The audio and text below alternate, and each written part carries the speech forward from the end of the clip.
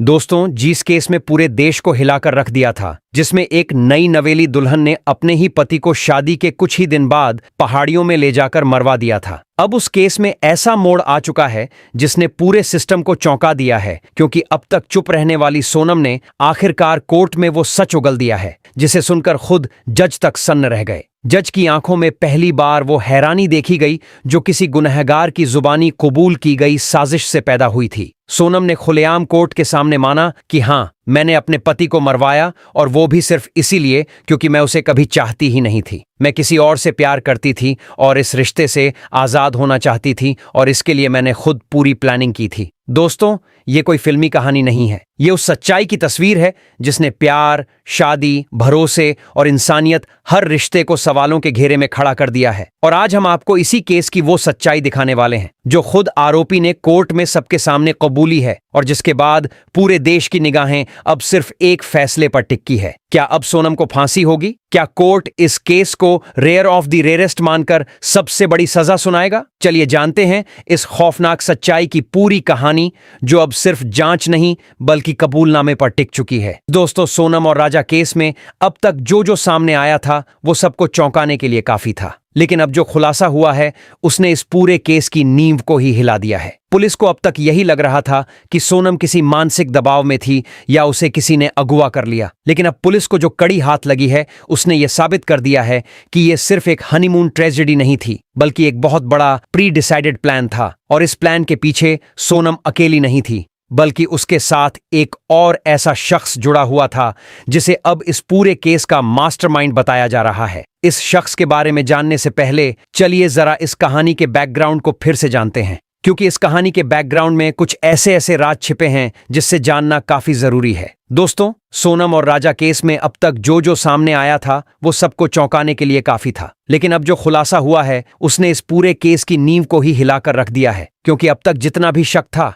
जीतने भी अगल पुलिस ने सोचे थे, वो सब बहुत छोटे लगने लगे हैं उस सच के सामने जो अब निकल कर आया है। पुलिस को अब तक यही लग रहा था कि शायद सोनम किसी मानसिक दबाव में थी, या फिर उसे किसी ने अगवा कर लिया था, या ये हो सकता है कि वो सच में किसी हादसे की शिकार हो गई हो। लेकिन अब पुलिस के हाथ जो घड़ी लगी है उसने इन सब थियरी को पूरी तरह ध्वस्त कर दिया है। अब ये साफ हो गया है कि ये कोई साधारण हनीमून ट्रेजेडी नहीं थी, ये कोई अचानक से हुआ हादसा नहीं था, ये एक सोच समझकर बनाई गई एक खौफनाक साजिश थी जिसमें हर कदम को पहले से तय किया गया था। और सबसे हैरानी की बात यह है कि इस साजिश में सोनम अकेली नहीं थी, उसके साथ एक और ऐसा शख्स भी जुड़ा हुआ था जो अब इस पूरे केस का मास्टरमाइंड बताया जा रहा है, और पुलिस की नजरों में अब वही सबसे बड़ा खिलाड़ी है जिसने पर्दे के पीछे बैठकर पूरा खेल रचा और सोनम को गाइड करता रहा। लेकिन इस मास्टरमाइंड के नाम पर आने से पहले जरूरी है कि हम इस कहानी का वो बैकग्राउंड फिर से समझें जो अब तक शायद लोगों की नजर से छूट गया था, क्योंकि इस कहानी के बैकग्राउंड में ही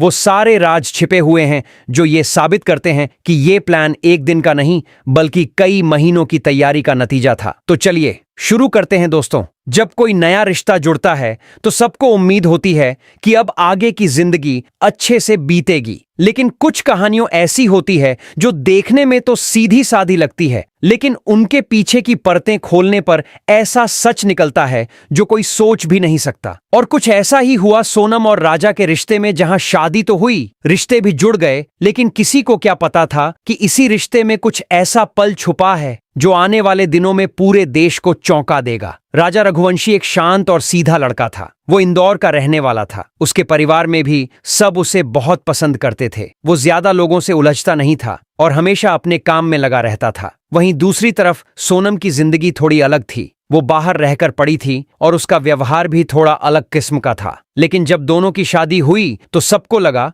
कि अब सब ठीक होगा और एक नई शुरुआत होगी। हालांकि हुआ भी कुछ ऐसा ही, और फिर शादी के कुछ समय बाद ही सोनम ने राजा के साथ घूमने का प्लान बनाया, और राजा भी बहुत खुश था। उसे लगा कि उसकी पत्नी उसके साथ वक्त बिताना चाहती है और दोनों एक साथ मेघालय की खूबसूरत शादियों में जाएंगे। शिलोंग का नाम आया तो सबने कहा कि जगह तो बहुत सुंदर है, लेकिन काफी दूर और थोड़ा रिस्की भी है। मगर राजा मान गया और ट्रिप की तैयारी शुरू हो गई। सोनम ने खुद टिकट बुक की, होटल बुक हुआ, स्कूटी लेने की भी बात हुई और एक एक करके सब कुछ फिक्स होता गया। लेकिन इस बीच कुछ ऐसा था जो सिर्फ सोनम के मन में चल रहा था, जो किसी को भी नहीं पता था। वो शिलोंग जाने के बहाने कुछ और ही सोच चुकी थी और ये प्लान कोई अचानक नहीं बना था, बल्कि बहुत पहले से इसकी एक एक चीज सोच समझ कर रखी गई थी। सोनम ने इस ट्रिप से पहले अपने बॉयफ्रेंड राज कुशवाहा से बात करना शुरू कर दिया था। दोनों के बीच पहले भी काफी डीप रिश्ता रह चुका था। शादी के बाद भी दोनों के बीच बातचीत होती रही थी और इस बार यह बातचीत सिर्फ पुरानी यादों तक सीमित नहीं रही, बल्कि कुछ ऐसा प्लान बनने लगा था जिसमें सब कुछ सोच समझकर तय किया जा रहा था। राजा को भनक तक नहीं थी कि उसके साथ क्या होने वाला है। वो बस ये सोचकर खुश था ये कि उसकी पत्नी अब उससे खुलकर बात कर रही है, साथ घूमना चाहती है। लेकिन सोनम इस बात को लेकर एक्टिव थी कि कैसे किस जगह पर जाना है, कब होटल चेंज करना है, किस दिन स्कूटी से किस दिशा में घूमने निकलना है और सबसे बड़ी बात कि किस जगह पर ऐसा कुछ किया जा सकता है जहां कोई सीधा शक ना कर सके। शिलोंग पहुंचने के बाद दोनों ने होटल में चेक इन किया, फोटो खिंचवाए, वीडियो बनाए, सोशल मीडिया पर पोस्ट डाली ताकि सबको लगे कि दोनों के बीच सब कुछ ठीक है। लेकिन दूसरी तरफ सोनम राज से लगातार कॉन्टैक्ट में थी और बात हो रही थी कि किस दिन प्लान को अंजाम दिया जाए। जिस दिन राजा अचानक गायब हुआ उसी दिन दोनों स्कूटी पर निकले थे और ये स्कूटी उसी रास्ते पर जा रही थी जो लोकल लोग इस्तेमाल करते हैं, जहां कम भीड़ होती है और खाई बहुत गहरी होती है। इस रूट को सोनम ने पहले से देख रखा था और वही जगह चुनी थी जहां पर पहले भी ऐसे कई मामले हो चुके थे। यानी अगर कुछ हुआ तो लोग समझेंगे कि ये एक हादसा था। इसी के साथ उसने सफेद शर्ट पहनी ताकि बाद में उसका इस्तेमाल भी कहानी बनाने में किया जा सके और ऐसा ही हुआ। 2 जून को जब राजा की बॉडी गहरी खाई में मिली तो उसके पास एक लड़की की व्हाइट शर्ट भी पाई गई जो खून से लथपथ थी और यहीं से लोगों को ये लगना शुरू हो गया कि सोनम के साथ भी कुछ गलत हो गया है। हालांकि सोनम खुद भी यही चाह रही थी। अभी तक सब कुछ उसके प्लान के अकॉर्डिंग ही चल रहा था, लेकिन इस केस में सब कुछ तब बदल गया जब राजा का भाई इसे छोटे से मुद्दे से देश का सबसे बड़ा मुद्दा बना दिया। राजा की मौत को लेकर जो सवाल उठे वो सिर्फ एक परिवार की चिंता नहीं रहे, बल्कि अब ये एक नेशनल लेवल का मिस्ट्री केस बन चुका था। सोनम को पहले लगा था कि नॉर्थ ईस्ट में ऐसे मामले अक्सर होते रहते हैं, टूरिस्ट गायब हो जाते हैं, कोई पहाड़ी से फिसल जाता है और लोकल अथॉरिटीज भी ऐसे मामलों को ज्यादा तूल नहीं देती। इसलिए उसे पूरा भरोसा था कि यह मामला भी कुछ दिन जांच के बाद बंद कर दिया जाएगा और जब सब शांत हो जाएगा तो वो खुद को एक किडनैप पीड़िता बनाकर मीडिया के सामने पेश कर देगी और कहेगी कि उसके पति को मार दिया गया और उसे जबरदस्ती उठा लिया गया। लेकिन कहानी वैसी नहीं चली जैसी सोनम ने सोची थी। किस्मत ने पलटी मार दी जब राजा के भाई ने पूरे सिस्टम को हिलाकर रख दिया। पहले उसने पुलिस को कॉल किया, फिर मीडिया से बात की और सोशल मीडिया पर एक एक के बाद एक अपडेट पोस्ट करता गया। उसने राजा की तस्वीरें डाली, वीडियो क्लिप्स शेयर की और हर एक व्यक्ति से गुहार लगाई कि उसके भाई को न्याय मिले। और यही से पूरा मामला अचानक तूल पकड़ गया। पुलिस पर जब दबाव बना तो सर्च टीम को तुरंत उस जगह भेजा गया जहां राजा और सोनम आखिरी बार देखे गए थे और अगले ही दिन खाई में राजा की बॉडी बरामद हुई। पहले तो यही लगा कि शायद ये कोई एक्सीडेंट था, एक स्कूटी स्लिप हुई और लड़का खाई में जा गिरा। लेकिन कहानी यहां खत्म नहीं हुई, क्योंकि कुछ ही घंटों में कहानी ने नया मोड़ ले लिया। जब एक लोकल दुकानदार ने पुलिस को बताया कि उसने सोनम को उस दिन 3 लड़कों के साथ देखा था। दुकानदार की बात ने पुलिस को चौंका दिया, क्योंकि शुरुआत में तो ये माना गया था कि सोनम और राजा अकेले थे, लेकिन अब तस्वीर बदल रही थी। पुलिस तुरंत हर सीसीटीवी कैमरे की जांच में जुट गई और फिर सामने आया वो फुटेज जो इस पूरे केस को एक अलग ही दिशा में ले गया। 12 जून 10:56 सुबह रोहित साइनी। सीसीटीवी फुटेज में साफ दिख रहा था कि सोनम होटल के बाहर फोन पर बात कर रही है और उसके चेहरे पर घबराहट और बेचैनी साफ झलक रही थी। और ठीक उसके पीछे एक लाल रंग की कार खड़ी थी जिसमें वहीं 3 लोग बैठे थे जिनका जिक्र लोकल दुकानदार ने किया था। कैमरे की टाइपिंग, सोनम की बॉडी लैंग्वेज और उस कार की बार बार होटल के बाहर चक्कर लगाना, नॉइज, सब कुछ एक रहस्यमयी प्लान की ओर इशारा कर रहा था। यहां से सोनम पर शक की सुई तो घूमी, लेकिन पुलिस के पास कोई ठोस सबूत नहीं था जिससे यह कहा जा सके कि सोनम ने जानबूझकर राजा को मारने की साजिश की है या वह तीनों लोग उसकी मदद करने आए थे। फिर भी जो कड़ियां अब जुड़ने लगी थीं, वो पुलिस को यह बताने के लिए काफी थी कि यह सिर्फ एक्सीडेंट नहीं था, बल्कि कुछ और भी है जो जानबूझकर छिपाया जा रहा है और यहीं से जांच की दिशा पूरी तरह बदल गई और केस एक मोड़ पर पहुंच गया जहां अब हर किसी को जवाब चाहिए था कि आखिर सच्चाई क्या है। इधर अब पुलिस से लेकर घर वाले सभी सोनम की तलाश में लगे हुए थे और 9 जून को रात 1 बजे सोनम यूपी के गाजीपुर से अपने भाई को कॉल करती है और यहीं से वो सच सामने आता है जो पूरे देश को फिर से शादी के इस रिश्ते से भरोसा उठा देता है। दरअसल ये वही सोनम थी जिसकी गुमशुदगी ने पूरे सोशल मीडिया से लेकर पुलिस तक को हिला दिया था। हर कोई यही सोच रहा था कि आखिर एक नई नवेली दुल्हन ली थी वो अचानक कहाँ गायब हो गई है। और अब जब उसके अपने के पास उसका फोन आता है तो सब कुछ पल भर में बदल जाता है। सोनम गाजीपुर के एक हाईवे किनारे के ढाबे से अपने भाई को फोन करती है और घबराई हुई आवाज में कहती है कि उसे कुछ लोग अगवा करके ले गए थे। उसकी आंखों पर पट्टी बांध दी गई थी। नॉइस और बड़ी मुश्किल से वो अपनी जान बचाकर भागी है। उसकी बात सुनकर उसके भाई के होश उड़ जाते हैं और वह बिना देरी किए तुरंत पुलिस को इसकी सूचना देता है। पुलिस एक्टिव होती है और कुछ ही घंटों के भीतर सोनम को गाजीपुर से अपने कब्जे में ले लेती है। लेकिन अब असली कहानी की शुरुआत होती है, क्योंकि अब सोनम को पुलिस के सामने बैठकर हर उस सवाल का जवाब देना था जो बीते कुछ दिनों से पूरे देश को बेचैन किए हुए थे। पुलिस ने सोनम को पूरी सुरक्षा के साथ थाने लाया और पूछताछ शुरू की। सोनम के चेहरे पर पहली नजर में कोई परेशानी नहीं थी। वो काफी शांत नजर आ रही थी। उसने वहीं पुरानी कहानी दोहराई कि उसे किडनैप कर लिया गया था, उसे जबरदस्ती कहीं ले जाया गया और वहां से वो बड़ी मुश्किल से भाग कर आई है। लेकिन अब पुलिस के पास पहले से कहीं ज्यादा सबूत थे और उसकी कहानी में इतने ज्यादा छेद थे कि सच्चाई खुद ब खुद बाहर आने लगी। सोनम की बातें बार बार बदल रही थीं। कभी कहती उसे कुछ याद नहीं, कभी कहती कोई अजनबी थे जिन्होंने उसे अगवा किया। मोबाइल की लोकेशन कुछ और कह रही थी और सीसीटीवी फुटेज बिल्कुल अलग कहानी बता रहे थे। पुलिस ने एक एक करके उसके सामने सारे सबूत रखने शुरू किए और जैसे जैसे ये सबूत सामने आते गए सोनम का चेहरा बदलता गया। उसने कभी चुप्पी साध ली, कभी रोने का नाटक किया, कभी खुद को मासूम बताने की कोशिश की। लेकिन पुलिस की नजर अब उसकी हर हरकत को पड़ रही थी। पुलिस ने जब उसे उसकी खुद की कॉल रिकॉर्डिंग सुनाई, जब राज कुशवाहा के साथ की गई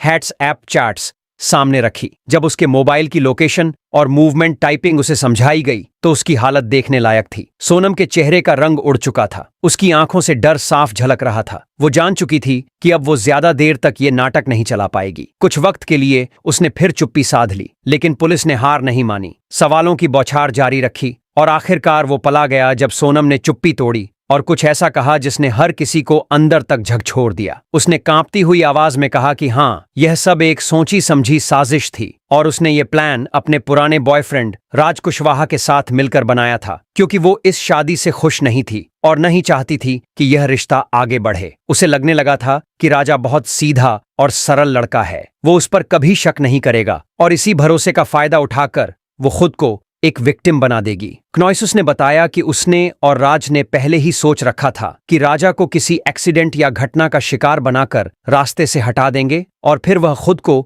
एक पीड़ित लड़की के रूप में सामने लाकर सारी कहानी खत्म कर देगी। और वही पल था जिसने सबको झकझोर कर रख दिया। सोनम ने कहा कि हाँ, वो ये सब पहले से सोच चुकी थी। क्नॉइस और उसने अपने पुराने बॉयफ्रेंड राज के साथ मिलकर प्लान किया था। वह नहीं चाहती थी कि यह रिश्ता और आगे जाए। उसे लगा था कि राजा बहुत सीधा है और वह कभी कोई शक नहीं करेगा। वह बस उसे एक एक्सीडेंट का शिकार बना देगी और खुद को पीड़ित बनाकर कहानी खत्म कर देगी। कोर्ट में भी जब पहली पेशी हुई तो जैज ने सिर्फ यह जानना चाहा कि सोनम का पक्ष क्या है, और जब वकील के कहने पर सोनम ने खुद अपनी जुबान से सारी बात कही तो एक पल के लिए कोर्ट रूम में सन्नाटा छा गया। पूरा कमरा स्तब्ध था। किसी को यकीन नहीं हो रहा था कि एक लड़की जो कुछ ही दिन पहले दुल्हन बनी थी, वो इतनी सोच समझकर एक ऐसी साजिश रच सकती है जिसमें जान लेने का पूरा इरादा शामिल था। सोनम ने अपनी कुर्सी पर बैठकर जो कुछ कहा वो एक एक शब्द जैसे कोर्ट की दीवारों से टकरा रहा था। उसने कहा कि उसने पहले ही शिलोन की उस खाई की तस्वीरें देख रखी थीं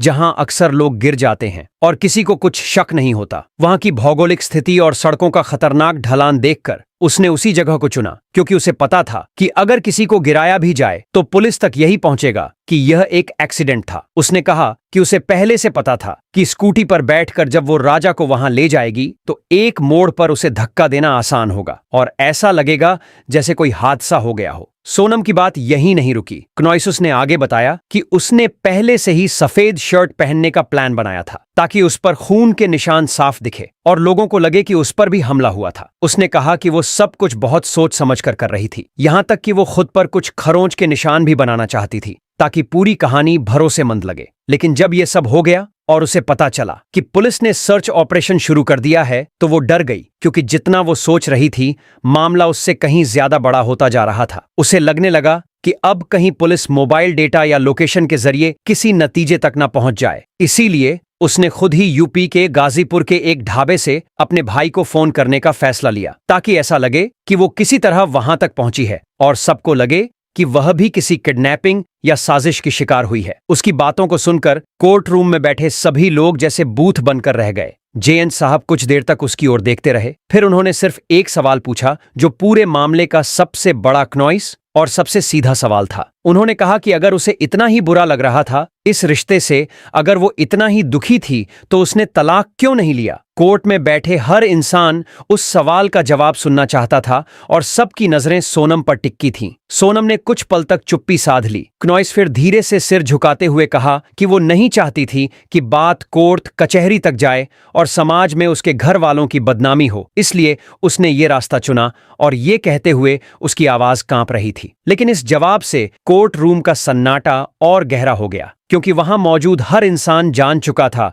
कि ये कोई इमोशनल फैसला नहीं था, बल्कि एक पूरा प्लान था जिसे बहुत सोच समझकर अंजाम दिया गया था। अंजाम अब मामला पूरी तरह बदल चुका था। पुलिस ने कोर्ट से और पूछताछ की मंजूरी मांगी, क्योंकि अब राज कुशवाहा को भी तलाशना जरूरी हो गया था। ये सिर्फ सोनम की कहानी नहीं रह गई थी, अब ये जानना जरूरी हो गया था कि क्या ये साजिश सिर्फ एक लड़की के दिमाग की उपज थी या इसके पीछे एक पूरा नेटवर्क था। पुलिस के लिए यह भी पता लगाना जरूरी था कि राज इस पूरे प्लान में कितना शामिल था। क्या वो सिर्फ फोन पर सोनम को गाइड कर रहा था या वो खुद भी शिलोंग गया था? क्या वो मौके पर मौजूद था? क्या उसके फोन की लोकेशन भी किसी अहम सुराग की ओर इशारा कर सकती है? या फिर उसने कहीं और से पूरी स्क्रिप्ट लिखवाई और सोनम ने उसे अंधे विश्वास में निभा डाला? क्योंकि कई सीसीटीवी फुटेज में 3 और लड़कों को भी देखा गया था और वहां के गाइड ने भी 3 लड़कों की बात की थी। पुलिस को अब सिर्फ सोनम की सच्चाई नहीं, बल्कि इस पूरे केस की गहराई तक पहुंचना था। इस बीच मीडिया ने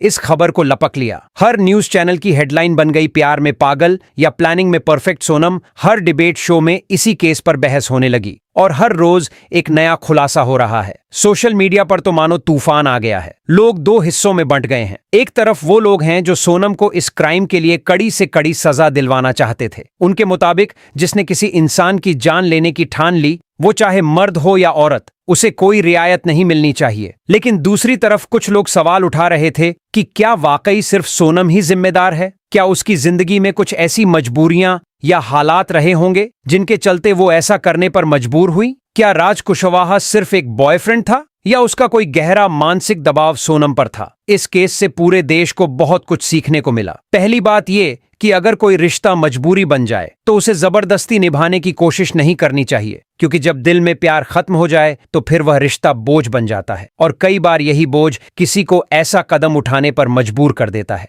दूसरी बात यह कि जब भी कोई हादसा होता है तो हमें उसकी जांच बहुत गहराई से करनी चाहिए, सिर्फ इसलिए नहीं कि वह कोई बड़ा नाम है, बल्कि इसलिए कि कई बार जो हमें दिखाई देता है वो केवल कहानी का मुखौटा होता है। और तीसरी बात यह है कि आज की टेक्नोलॉजी जहां एक तरफ हमारी मदद कर रही है, वहीं दूसरी तरफ अगर उसका इस्तेमाल कोई गलत इरादे से करें तो वो कितना खतरनाक हो सकता है। सोनम और राज की कॉल रिकॉर्डिंग, व्हाट्सएप चैट्स और मोबाइल लोकेशन जैसी चीजों ने ही इस केस को सुलझाने में मदद की, और यही टेक्नोलॉजी अगर ना होती तो शायद राजा की मौत को एक हादसा मानकर फाइल बंद कर दी जाती। जनता ने सोशल मीडिया पर खुलकर अपनी राय रखी। कोई कह रहा था कि सोनम को इससे भी कड़ी सजा मिलनी चाहिए, तो कोई कह रहा था कि अगर कानून में फांसी का प्रावधान होता तो शायद आज वो सही होता। लेकिन इसके साथ ही कई लोगों ने समाज पर सवाल उठाए। उन्होंने पूछा कि क्या सिर्फ सोनम जिम्मेदार थी? क्या उसके आसपास के लोगों को कोई अंदाजा नहीं था? क्या वो अकेली इस हद तक पहुंची, या हम सब ने कहीं ना कहीं चुप रहकर एक गलत रिश्ते को बढ़ने दिया? क्या हम समाज में इतने बड़े इशारों को अनदेखा करते जा रहे हैं? क्या हमारे आसपास जब रिश्ते टूटते हैं